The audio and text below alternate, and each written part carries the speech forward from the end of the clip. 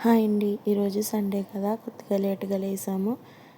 ఇంకా లేచినాక మా బుడ్డోడికి పాలు కాసిస్తే వాడు తాగకుండా మీద పంపుకుంటున్నాడు. ఇంకా ఏమన్నా తాగమన్నా తినమన్నా కానీ వాడికి నచ్చితే కానీ బాగా తినట్లేదు. వాడికి ఏం నచ్చుతాయో కూడా తెలియట్లేదు.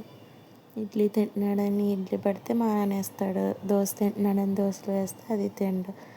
ఈరోజు బొడ్డోడికైతే దోశ వేసాను. నిన్న చేసిన నెయ్యి కొంచెం పైన వేసి దోశ ఇస్తే దోశ కూడా తినలేదు, చిన్న ముక్క తిన్నాడు. అక్కల ఇంటికి వెళ్ళి బజ్జీ తిన్నాడంట. ఇంకా ఇడికెట్టేసినాక ఇంకా వాళ్ళ నాన్నకు కూడా దోశ వేసి పెట్టేశాను. దోశలు ఇంకా మసాలా దోశలు వేద్దాం అనుకున్నాను కానీ ఇంకా అవ్వలేదు, చట్నీ గట్టా ఉన్నదని చెప్పేసి ఇంకా దోశలు వేసి దోశలు అయితే తినేసాము ఇవాళ మార్నింగు. ఇంకా ఇది అయిపోయినాక ఇంకా భోజనానికి అయితే సండే కాబట్టి రొయ్యలు వస్తాయేమో అని చూసాం కానీ రాలేదు. ఇంకా బెండకాయ వేసి ఎండు రొయ్యలతో కర్రీ చేసేసాను.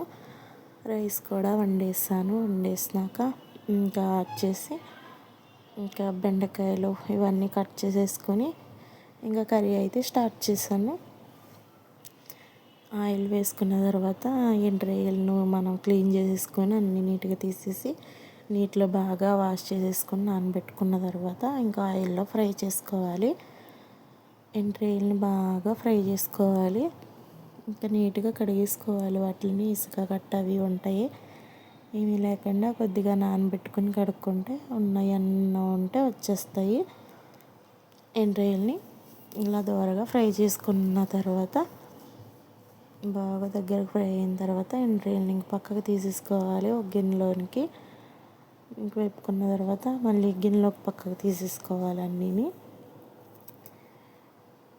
ఇంకా అందులోనికి మనం కట్ చేసుకున్న ఉల్లిపాయలు, టమాటాలు ఇవన్నీ ఇంకా మామూలుగా కర్రీ ఎలా వండుకుంటామో బెండకాయ కర్రీ అలా వండేసుకోవడమే. పచ్చిరొయ్యలు వస్తాయేమో చింత చిగురు వేసి కర్రీ వండుదాం అనుకొని చూసాను ఇప్పటి వరకు, ఇంకా అవి అయితే రాలేదు. ఇంకా నైట్ వండుకుందాంలే ఇదొకటి అని చెప్పేసి సండే స్పెషల్ నైట్ ఇవాళ ఇంకేదో ఒకటి వండుకుందామని చెప్పేసి ఇంక మామూలుగా కర్రీ చేసేస్తాను, బెండకాయ కర్రీ. ఇంకా మా అత్తగారు కూడా ఉండేమన్నది, ఇంకా అందరికి కలిపి అయితే ఇలా చేసేసాను. ఇంకా ఉల్లిపాయలు మగ్గుతుండగా అందులో ఉప్పు వేసుకొని బాగా దగ్గరికి ఫ్రై చేసుకోవాలి. బాగా దగ్గరికి ఫ్రై అయిన తర్వాత చిన్న చిన్నగా కట్ చేసుకున్న టమాటా ముక్కలను కూడా వేసేసుకోవాలి. అందులో బాగా ఫ్రై అయ్యాలి. ఉల్లిపాయలు బాగా మగ్గిపోయిన తర్వాత మనం బెండకాయలు వేసుకోవాలి. బెండకాయలు కూడా దగ్గరికి కొంచెం పచ్చి వాసన ఇవంతా పోయే వరకు బాగా ఫ్రై చేసుకున్న తర్వాత బెండకాయల్లో కొద్దిగా పసుపు, కొద్దిగా కారం, మనం పక్కకు తీసి పెట్టుకున్న ఫ్రై చేసి పెట్టుకున్న ఎండు రొయ్యలు కూడా అందులో వేసేసుకోవాలి. అవన్నీ వేసుకొని ఎండు రొయ్యలు గట్ట అన్నీ వేసుకొని బాగా కొంచెం మగ్గనివ్వండి. మగ్గనిచ్చిన తర్వాత చింతపండు కూడా మనం కొద్దిగా చింతపండు వేసుకోవాలి.